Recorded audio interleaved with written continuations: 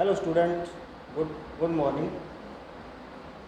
आज हम केमिस्ट्री की क्लास पार्ट 2 स्टार्ट कर रहे हैं। इससे पहले पार्ट 1 हमने कर लिया था, जिसके अंदर अपने atomic structure, periodic classification and properties of elements ये स्टार्ट किया था लेसन अपने। तो इसमें अपने कुछ पार्ट्स कर सके हैं। अपने ओनली मॉडल कर लिए थे। Model means atomic theory of Dalton, atomic model of Thomson, Rutherford's gold foil experiment, hypothesis of Niels Bohr. तो इनके बारे में थोड़ी सी मैं दोबारा हाईलाइट्स कर देता हूँ। डाल्टन ने क्या बताया था, जो अपने एलिमेंट्स, जो एलिमेंट खोज के की थी उनके बारे में उन्होंने बताया था कि जो एलिमेंट्स होता है उनको बिल्कुल छोटे छोटे पार्ट्स में अपने डिवाइड कर देते हैं। लास्ट पार्ट जो बढ़ता है उसको अपने डिवाइड नहीं कर सकते। तो वहाँ से उसने बताया भी जो ये स्मॉल पार्ट है वो एक एलिमेंट्स है, ठीक है। उसके बाद यहाँ से एटम की खोज हुई। उसने क्या बताया, जो एलिमेंट्स बिल्कुल स्मॉल पार्ट हो गया, वहाँ से उसने एलिमेंट्स मिलकर उन्होंने एटम के बारे में बताया भी एक एटम है, इसको अपने आगे डिवाइड नहीं कर सकते। इसके बाद थॉमसन ने क्या बताया, थॉमसन ने क्या बताया, इलेक्ट्रॉन और प्रोटॉन के बारे में बताया। उसने बताया भी इलेक्ट्रॉन किस प्रकार डिवाइड होते हैं और प्रोटॉन किस प्रकार होते हैं। यानी उसने ये चीज़ बताई थी, जो पॉजिटिव होता है वो प्रोटॉन, ये वाला पॉजिटिव चार्ज प्रोटॉन के रूप में, ये इलेक्ट्रॉन इसमें इस प्रकार डिवाइड रहते हैं। प्लम पुडिंग मॉडल भी कहते हैं इसको। कौन सा? Plum pudding model.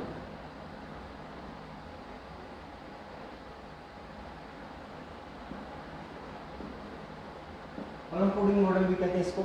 इसके बाद इसमें थोड़ी कमियां रह गई थी। इसमें क्या था, ये जो प्रोटॉन है ये पूरे को प्रोटॉन मान लिया था, मगर ऐसा एक्चुअल होता नहीं है। लास्ट में जाके ये चीज़ इलेक्ट्रॉन प्रोटॉन की सही मतलब डेफिनेशन नहीं बता पाया था। उसके बाद रदरफोर्ड ने एक गोल्डफॉल यानी एक अलग से ही खोज की। उसने क्या किया, अल्फा एलिमेंट्स लिए, अल्फा कण, उसको एक गोल्डफॉल पर,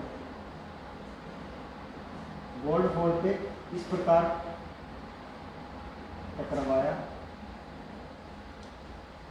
इन अल्फा कणों के द्वारा उसने बताया भी ये जो यहाँ से टकराने के बाद कुछ तो कुछ एंगल पे चले जाते हैं, कुछ 90 डिग्री एंगल पे चले जाते हैं, कुछ 70 डिग्री पे, कुछ 120, मगर इनमें से लगभग 20,000 एलिमेंट्स में से, अल्फा एलिमेंट्स में से 20,000 में से एक जो कण होता है यहाँ पे टकराने के बाद 180 डिग्री पे वापस आ जाता है। कितने पे? 180, यानी जहाँ से टकराया वो वापस उसी जगह पे आ गया, यानी जिस जगह से, यानी ये चीज़ क्या थी, इस रदरफोर्ड ने बताया था ये मतलब गोल्डफॉल ली।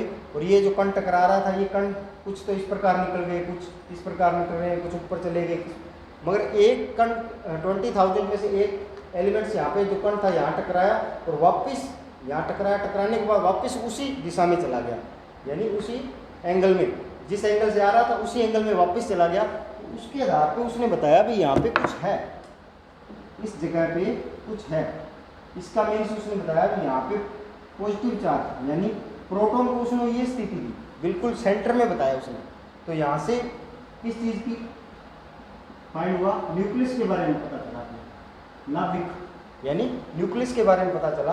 और इलेक्ट्रॉन की उसने बताया, इलेक्ट्रॉन इसके बिल्कुल इस प्रकार बार बार मिलते रहते हैं। जहाँ पे इलेक्ट्रॉन होता है वहाँ तो कोई दिक्कत नहीं है, अल्फा एटम टकराया और वापस आ गया, इधर उधर चला गया, मगर जब बीच में था ना, बिल्कुल सेंटर में, यहाँ पे पॉजिटिव चार्ज था। पॉजिटिव चार्ज न्यूक्लियस मानते हुए उसने बताया भी यहाँ से जब कोई एलिमेंट्स अल्फा एलिमेंट्स टकराएंगे, अल्फा कण टकराएंगे तो वापस उसी एंगल पे चले जाएंगे। ये किसने बताया था? रदरफोर्ड ने बताया था। ये इंपॉर्टेंट था, बताया था। इसके बाद hypothesis Niels Bohr, Niels Bohr ने एक अलग बताया था। उसने बताया ये रदरफोर्ड के ही नियम को आगे लेके चला, वो इसके जो नियम था एक्सपेरिमेंट किया था रदरफोर्ड ने, इसी एक्सपेरिमेंट को आगे लेके चला। उसने बताया ये सेंटर में प्रोटॉन, बिल्कुल सही बात है, इसमें न्यूक्लियस सेंटर में होता है, मगर इसमें जो बाहर इलेक्ट्रॉन होता है वो विशेष ऑर्बिट के अंदर रहते हैं, ऐसे नहीं है ये बिखरे रहेंगे। उसने बताया ये बीच में सेंटर में न्यूक्लियस है, सही बात है, मगर ये जो इलेक्ट्रॉन होते हैं इस प्रकार नहीं होते ये। उसने बताया ये जो होंगे इनकी विशेष क्लास होगी। विशेष क्लास का मतलब ये वाली, ये क्लास यानी कि एल एम, इस प्रकार यहाँ से इलेक्ट्रॉन यहाँ घूम रहे थे इलेक्ट्रॉन, इनके बारे में बताया। इनके बारे में किसने बताया? नील्स बोर ने। ये जो एक्सपेरिमेंट किया था, बहुत इंपॉर्टेंट एक्सपेरिमेंट है, जो अपने अपने टुडे अब वर्तमान में यही चल रहा है, यानी प्रेजेंट में यही नियम ज़्यादा काम आ रहा है अपने। इसमें क्या होता है, पॉजिटिव चार्ज सेंटर में होता है, इलेक्ट्रॉन इसके चारों ओर यानी विशेष क्लास में अपने चक्कर लगाते रहते हैं। ये देखो यहाँ घूम रहे हैं, ये इलेक्ट्रॉन देखो, ठीक है। फिर उसने क्या बताया, ये जो इलेक्ट्रॉन हो गए ऐसे नहीं होगा भी जितने मर्जी हो जाए, ये क्लास है, ये क्लास है, ये क्लास है, यानी सारी क्लासों में अलग अलग इलेक्ट्रॉन हो गए। यानी उसने ये चीज़ें बताई थी।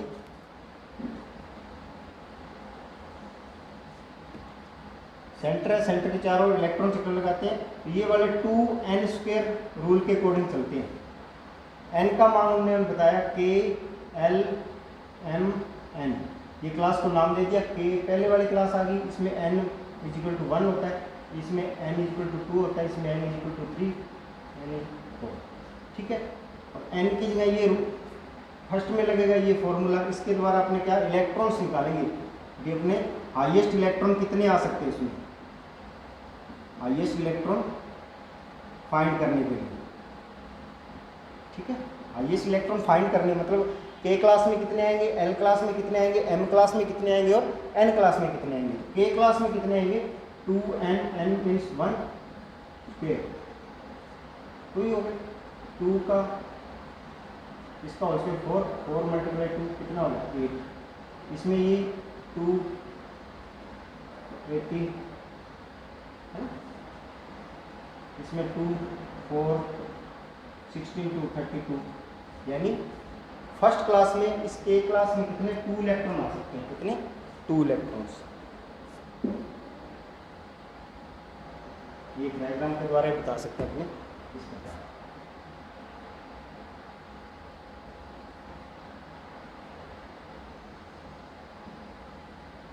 ये के क्लास है, इसमें कितने 2 इलेक्ट्रॉन मिलेंगे, ऐसे इस प्रकार चलेगा होना भी, इसमें 8 इलेक्ट्रॉन 1 2 3 4 5 6 7 8, अब इसमें 18 आ जाएंगे, इसमें 32 आ जाएंगे, इस प्रकार विशेष हर क्लास में अलग अलग इलेक्ट्रॉन होंगे। ये किसने बताया था, किसने बताया था कि ये निल्स बोर ने, ये चीज़ अपने पिछली क्लास में कर चुके हैं, ठीक है, ये हाईलाइट हमने कर दिया। इसके बाद अपने करेंगे क्लासिफिकेशन ऑफ एलिमेंट्स, यानी नेक्स्ट अपना टॉपिक पीरियोडिक क्लासिफिकेशन।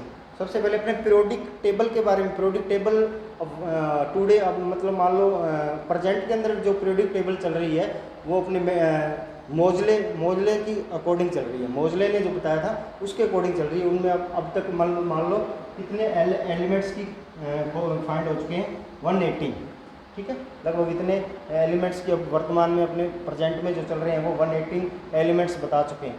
तो इनका जो क्लासिफिकेशन स्टार्टिंग कहाँ से होती है वो आपको बताना पड़ेगा। उसमें थोड़े से रूल अपने, सबसे पहले क्लासिफिकेशन जो किया था वो किसने किया था, डैबेरियर ने, ठीक है।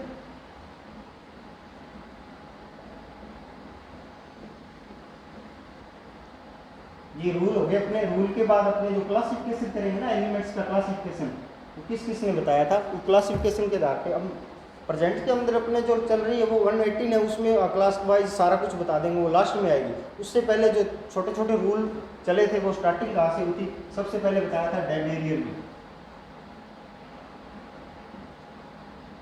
डैबेरियर्स ने क्या बताया था, उसने बताया था कि 3 ट्रेड्स रूल बताया था उसने। 3 एलिमेंट्स ले लिए, मान लो 1 2 3 एलिमेंट्स ले लिए, कोई भी कैल्शियम मैग्नीशियम सोडियम इस प्रकार ले लिए मान लो। इन 3 एलिमेंट्स क्या किया उसने, एटॉमिक मास इन दोनों के जो पीरियड, ये जो क्लासिफिकेशन हुआ था वो किस रूल के अकॉर्डिंग हुआ था, क्लासिफिकेशन ऑफ एलिमेंट्स, ये होता इनकी फिजिकल प्रॉपर्टीज और केमिकल प्रॉपर्टीज,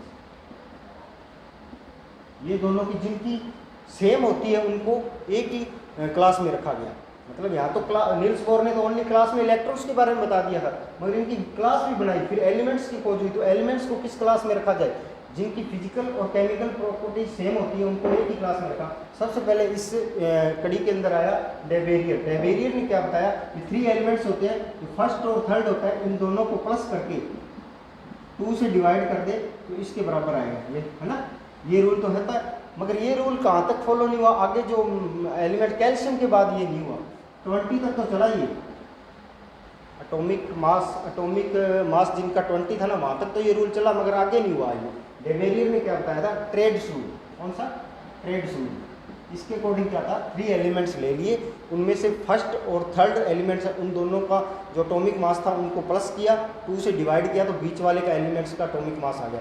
ये रूल चलता रहा, 20 एलिमेंट्स तक तो चला ही, मगर आगे ये क्या होगा, अपने काम नहीं करा। इनकी लिमिटेशन होगी कहाँ तक, 20 तक लिमिटेशन होगी। इसके बाद क्या हुआ, न्यूलैंड का ऑक्टेन रूल आया।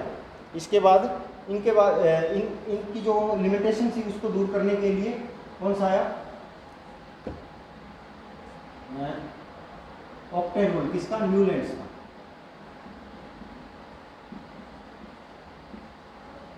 Newlands octane rule. ओके, डेवेरियर ने ट्रेड्स रूल दिया। उसके बाद कौन सा रूल आया, न्यूलैंड्स का octane rule. Octane rule, octane का मतलब आपको पता होता है 8, ठीक है। उसने क्या बताया, 8 एलिमेंट्स होते हैं ना, उनमें क्या बताया कि फर्स्ट सेकंड थर्ड, यानी फर्स्ट सेकंड थर्ड, ओके। उसने बताया ऑक्टेन रूल के अकॉर्डिंग क्या होता है, जो फर्स्ट एलिमेंट्स है और 8 नंबर पे एलिमेंट्स है, इनकी क्या हुआ, फिजिकल और केमिकल प्रॉपर्टीज सेम होगी, ठीक है। जिस प्रकार अपने सॉन्ग होता है ना, अपने जो म्यूजिक सिस्टम होता है उसमें अपने सीखते हैं, तो सबसे पहले आता है सारे गामा, सारे गामा,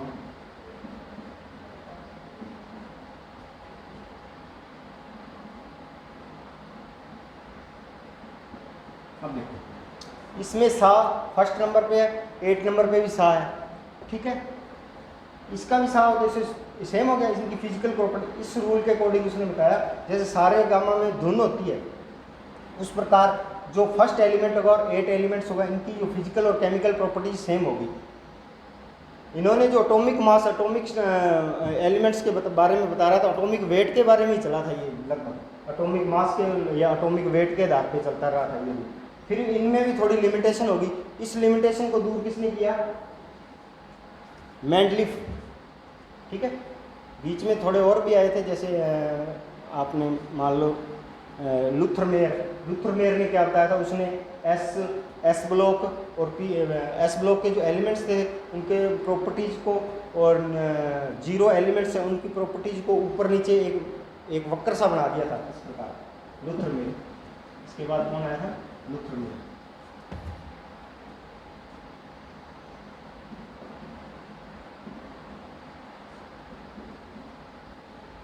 लुथरमेयर ने क्या बताया था, जैसे कुछ एलिमेंट्स उसने बता दिए थे, उसने एक ऐसे इस प्रकार एक ग्राफ बना दिया।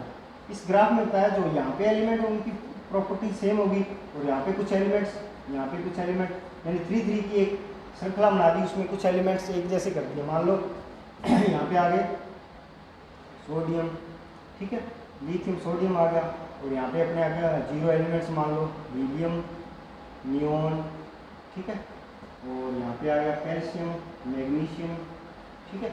इस प्रकार ये जो ये क्लासें होगी, इनको अलग कर दें, इनके जो फिजिकल और केमिकल प्रॉपर्टी सेम होगी इनकी, और ये लुथरमेयर ग्राफ कहलाता है। कौन सा ग्राफ कहलाता है, ये लुथरमेयर का ग्राफ कहलाता है। इस यानी सबसे पहले डेवेरियर आया, फिर न्यूलैंड आया, उसने ऑक्टेन रूल दिया, उसने 3 क्लासिफिकेशन ट्रेड रूल दिया। तो आपसे कई बार MCQ क्वेश्चन आ जाता है, जैसे what is the find of the triads rule, तो किसने बताया था, डेवेरियर ने। What is the find of octave rule, Newland, ठीक है। लुथरमेयर का ये जो आएगा, ये किसकी फिजिकल और केमिकल प्रॉपर्टीज की, उसने एक ग्राफ किसने दिया था, तो लुथरमेयर ने। इसके तो क्वेश्चन कम भी दोनों के बहुत ज़्यादा फाइंड होता है। तो इसके बाद जो मेन आया था, इसके बाद आया था मेंडलीफ की प्रोडक्ट, इसके बाद आया था मेंडलीफ।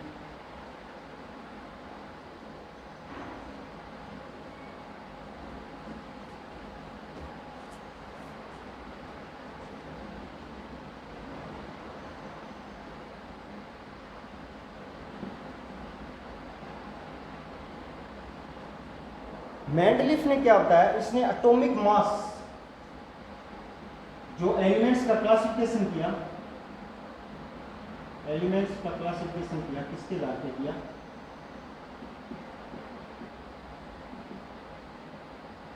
एटॉमिक वेट के आधार।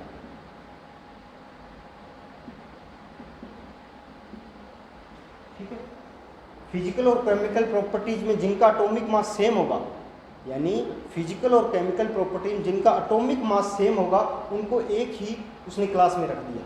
ये किसने बताया था? मेंडलीफ ने। मान लो जैसे एस ब्लॉक के एलिमेंट्स हैं,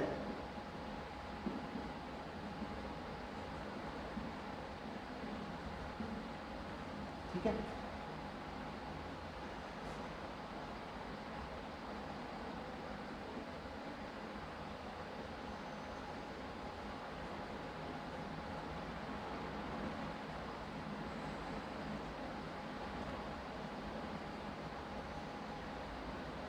ये एस ब्लॉक के एलिमेंट्स हैं, ठीक है, ये प्रेजेंट्स के अंदर चल रहे हैं, ये तो चल रहे हैं उसमें मोजले के रूल के अकॉर्डिंग, मगर इसने मेंडलीफ ने इनके बारे में थोड़ा बहुत बता दिया था।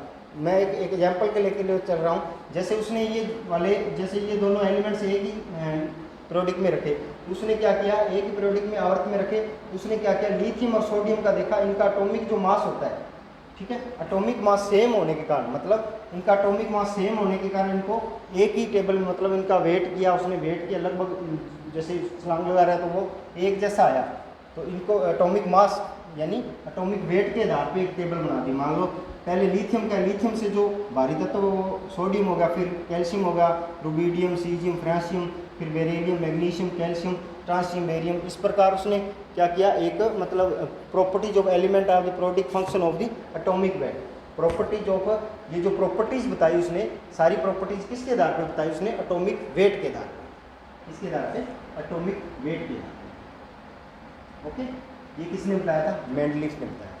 तो मैंने कौन कौन से रूल बताए आपको? सबसे पहले बताया है डे बेरियर का ट्रेड्स रूल, ठीक है, उसके बाद न्यूलैंड का ऑक्टेंट रूल, उसके बाद लूथरमेयर का ग्राफ, और उसके बाद बताया आपको मेंडलीफ की element atomic weight theory. Mendeleev की कौन सी थ्योरी है? Atomic weight theory.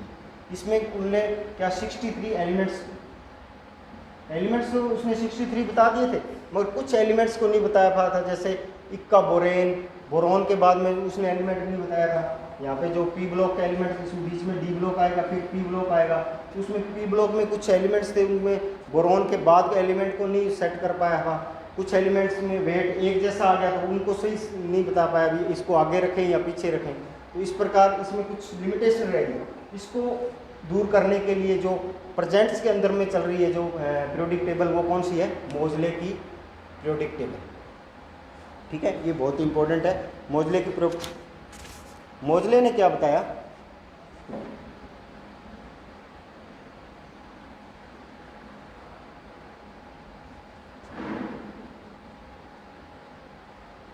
अपने पास क्लासिफिकेशन ऑफ एलिमेंट्स के अंदर 4 रूल हो गए। कौन कौन से 4 साइंटिस्ट ने अलग अलग अपने रूल दिए? सबसे पहले कौन सा था अपने पास?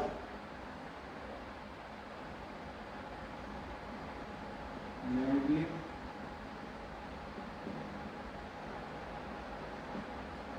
Newland, octant rule.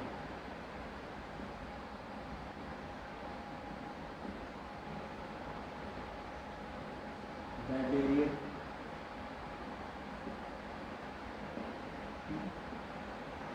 इसके बीच में अभी तक में लूथरमेयर, इसके बाद आता है मेंडलीफ,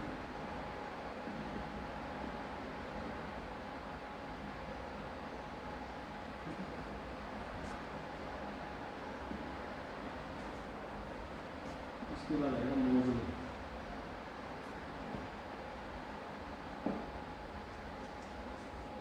मोजले ने क्या बताया?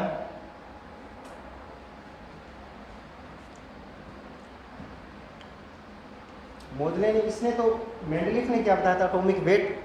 इसने एटॉमिक क्लासिक कॉन्फ़िगरेशन यानी इलेक्ट्रॉन विन्यास, इलेक्ट्रॉनिक विन्यास मान लो, इलेक्ट्रॉन कॉन्फ़िगरेशन के आधार पर बताया इसने। मोजले ने जो बताया था पीरियोडिक टेबल, वो किसके आधार पर बताई थी? यानी इलेक्ट्रॉन कॉन्फ़िगरेशन के आधार पर बताई थी, एटॉमिक नंबर के आधार पर, ठीक है। मोजले ने जो बताई थी मोजले की जो पीरियोडिक टेबल थी वो किस में गए थे, इलेक्ट्रॉन कॉन्फ़िगरेशन मान लो, एटॉमिक नंबर मान लो, या इलेक्ट्रॉनिक कॉन्फ़िगरेशन भरने के क्रम में मान लो, या इलेक्ट्रॉन नंबर का मान लो। नंबर का मतलब होगा इसने क्या बताया, जैसे फर्स्ट नंबर पे जिसका इलेक्ट्रॉन कॉन्फ़िगरेशन आ गया वो फर्स्ट पे आ गया, फिर सेकंड पे आ गया, फोर्थ पे आ गया, फिर इनकी एक विशेष क्लास बनाई। जैसे मैं पूरी पीरियोडिक टेबल को थोड़ी सी आपको झलक दिखा रहा हूँ, इस प्रकार उसने सेट किया था। ये देखो अपने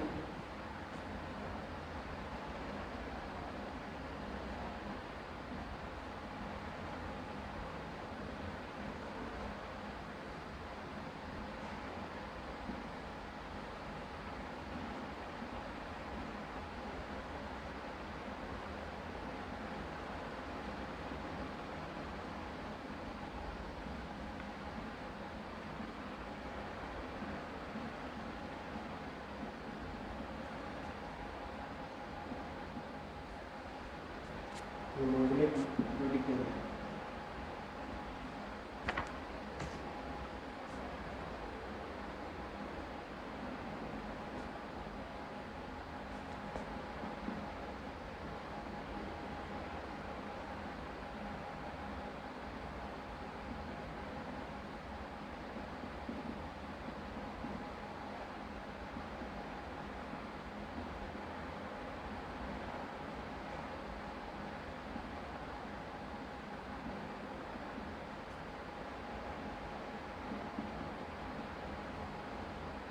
ये आधुनिक जो प्रेजेंट के अंदर चल रही है वो वाली।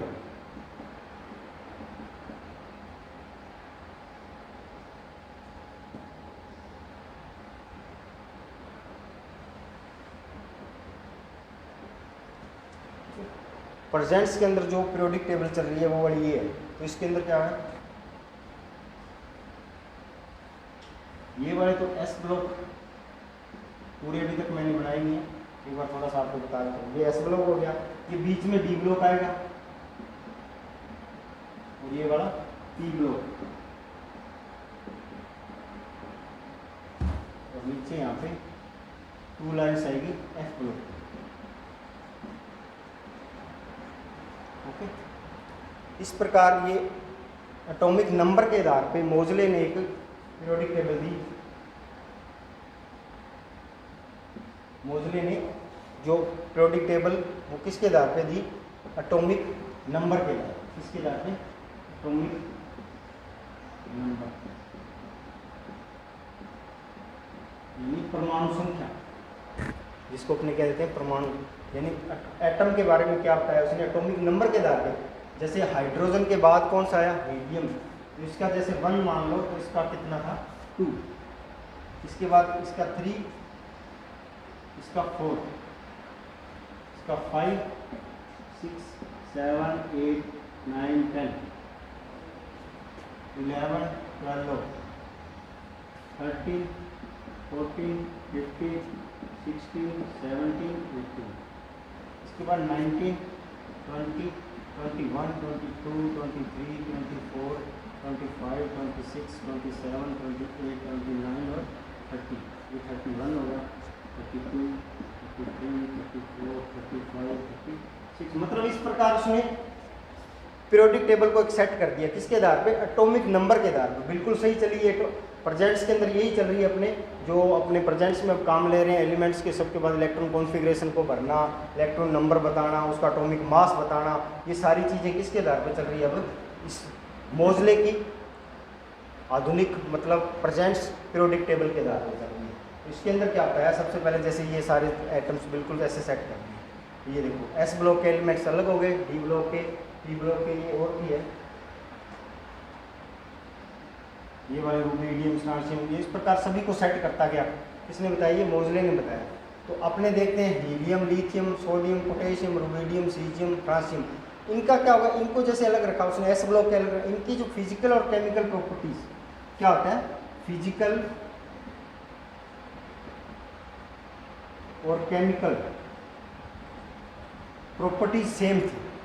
क्या थी, फिजिकल और केमिकल प्रॉपर्टीज इनकी सेम थी, तभी इसको एक टेबल में रखा गया, इसको एक टेबल में मतलब इनकी पीरियोडिक एक सेम रखी गई, इनकी एक रखेगी, इनकी एक रखेगी, इनको एक रखा गया। मतलब जैसे बोरोन परिवार है, कार्बन परिवार है, ये फैमिली होगी, boron family, carbon family, nitrogen family, oxygen family, chlorine family यानी हेलोजन फैमिली भी कह देते हैं इसको, और ये जीरो एलिमेंट्स यानी जीरो फैमिली।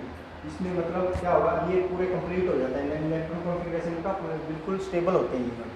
तो इनको एक फैमिली में क्यों रखा गया, मान लो ये बोरोन फैमिली की बात कर लेता हूँ मैं, बोरोन फैमिली क्यों बनाएगी, इनकी जो फिजिकल और केमिकल प्रॉपर्टीज क्या थी, सेम थी, ठीक है। इनको अपने देखेंगे तो इनकी जो फिजिकल, या ये तो जैसे एलिमेंट्स होते हैं, या तो बिल्कुल सॉलिड के रूप में है, या लिक्विड के रूप में, या गैसेज के रूप में, तो इनकी जो फिजिकल प्रॉपर्टी थी वो सेम थी। केमिकल प्रॉपर्टी इनको अपने किसी के साथ रिएक्शन कराएंगे, जैसे मान लो सल्फ्यूरिक एसिड के साथ इनके रिएक्शन कराते हैं, तो ये जो अपने को रिजल्ट देते हैं वो सेम देते हैं, लगभग सेम देते हैं, ऐसे नहीं बिल्कुल सेम देंगे, लगभग सेम देंगे। तो इनको एक सेम एक पीरियोडिक टेबल में, एक परिवार में, एक फैमिली में रखा गया। जैसे नाइट्रोजन फैमिली है, ऑक्सीजन फैमिली है, तो इनमें जो अपने इलेक्ट्रॉन कॉन्फ़िगरेशन बराबर, लास्ट वाला जो इलेक्ट्रॉन होता है वो सेम आया, मतलब जो इलेक्ट्रॉन भरा जाएगा ना, जैसे अपने आगे करेंगे जो ऑफ बोर रूल करेंगे, ऑफ बोर रूल के अकॉर्डिंग इलेक्ट्रॉन कॉन्फ़िगरेशन भरा जाता है। इलेक्ट्रॉन कॉन्फ़िगरेशन मतलब सेम भरा गया। जैसे पी ब्लॉक इसमें बात कर ले तो P1 सब में P1 आएगा लास्ट वाले में, ठीक है। इसमें P2 सब में P2, इसमें P3 P4 P5 P6, इस प्रकार इसमें S1, इसमें S2, इसमें D1 D2 D3, इस प्रकार मतलब D10 तक। ये अपने को पता होना चाहिए S के अंदर कितने इलेक्ट्रॉन भरे जा सकते हैं, 2 इलेक्ट्रॉन, P के अंदर 6 इलेक्ट्रॉन, D के अंदर 10 इलेक्ट्रॉन, F के अंदर 14 इलेक्ट्रॉन, ठीक है। ये तो इलेक्ट्रॉन्स की बात होगी। और इनके मतलब ऑर्बिट की बात करें, इसमें 1 आएगा, इसमें 3 आएंगे, और इसमें 5, और इसमें 7, 1 2 3 4 1 2 3 4 5 6 7, यानी इसमें इलेक्ट्रॉन कैसे भरे जाएंगे, 1 2, इसमें 1 2 3 4 5 6, यहाँ पर रूल के अकॉर्डिंग अपने बताएंगे, मगर अपने को इतना ही पता होना चाहिए। एस में कितने इलेक्ट्रॉन आ सकते हैं, S2, P में कितने आ सकते हैं, 6, D में 10, F में 14। ये इलेक्ट्रॉन कॉन्फ़िगरेशन यानी एटॉमिक नंबर के आधार पे सारी पीरियोडिक टेबल सेट की गई, ठीक है। तो इनकी फिजिकल और केमिकल प्रॉपर्टी सेम थी। तो आज अपने कौन कौन से रूल किए हैं, थोड़ा सा मैं दोबारा आपको बता देता हूँ।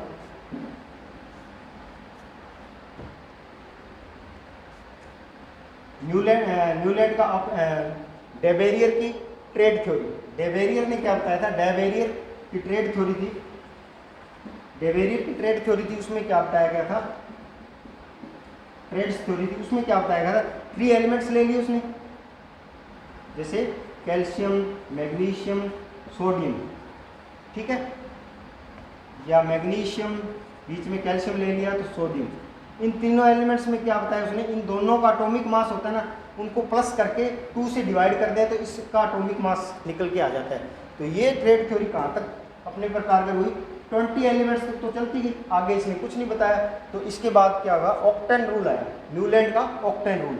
न्यूलैंड के ऑक्टेन रूल के अकॉर्डिंग क्या हुआ था, उसने बताया जो फर्स्ट एलिमेंट है और 8 नंबर पे एलिमेंट है, उनकी फिजिकल और केमिकल प्रॉपर्टी सेम होगी, ठीक है। ये भी आगे नहीं चल पाया, ये भी थोड़े बहुत एलिमेंट्स इसने बताए। फिर इसके बाद आया अपने पास लुथर मेयर। लुथर मेयर ने कुछ एलिमेंट्स के बारे में बताया, मतलब 20 मान लो, 30 मान लो, 40 मान लो, इतने बताया। ये एलिमेंट्स डिसाइड नहीं हो कितने हुए, कुछ तत्वों के बारे में बताया, कुछ एलिमेंट्स के बारे में बताया, और आगे ये भी अपने एक लिमिटेशन में रह गई। इसके बाद अपने आ गया मेंडलीफ। मेंडलीफ ने कुछ एलिमेंट्स, बहुत सारे एलिमेंट्स के बारे में बता दिया, उसने एटॉमिक वेट के आधार पर बताया। मेंडलीफ और मोजले ये दोनों बहुत इंपॉर्टेंट हैं। मेंडलीफ इसने बताया था एटॉमिक वेट, कहने का मतलब है मेंडलीफ ने तो एटॉमिक वेट के आधार पर बताया था, मोजले ने एटॉमिक नंबर के आधार। ये दोनों पीरियोडिक टेबल में बहुत ही कारगर सिद्ध हुई, दोनों प्रेजेंट्स के अंदर यही चल रही है। तो इसने लगभग एलिमेंट्स के बारे में बता दिया था अपने को, और कुछ एलिमेंट्स के बारे में नहीं बताया था, जिसकी कमी को किसने दूर किया था, मोजले ने। और कुछ साइंटिस्ट इसके साथ भी थे, उन्होंने एटॉमिक शेयर इनको ही जाता है इसका, एटॉमिक नंबर के आधार पे ये आधुनिक जो प्रेजेंट्स में पीरियोडिक टेबल चल रही है उसको सेट किया। उसके अंदर 180 एलिमेंट्स हैं और उनको इस प्रकार सेट किया गया। इसमें अपने करेंगे S block, D block, P block, ये वाले एलिमेंट्स अपने आगे वाली क्लासों में जाओगे तो आप जैसे नीट वगैरह की तैयारी करोगे, इसे पूरी पीरियोडिक टेबल आपको याद होनी पड़ेगी। इसमें इलेक्ट्रॉन कॉन्फ़िगरेशन कैसे भरा जाता है, इसमें अपने रूल कौन कौन से काम करते हैं, जो ये मैंने पहले स्टार्टिंग में जो रूल बताए हैं। इसके बाद अपने ऑफ बोर रूल वगैरह होंगे, N+L का रूल होगा, ठीक है।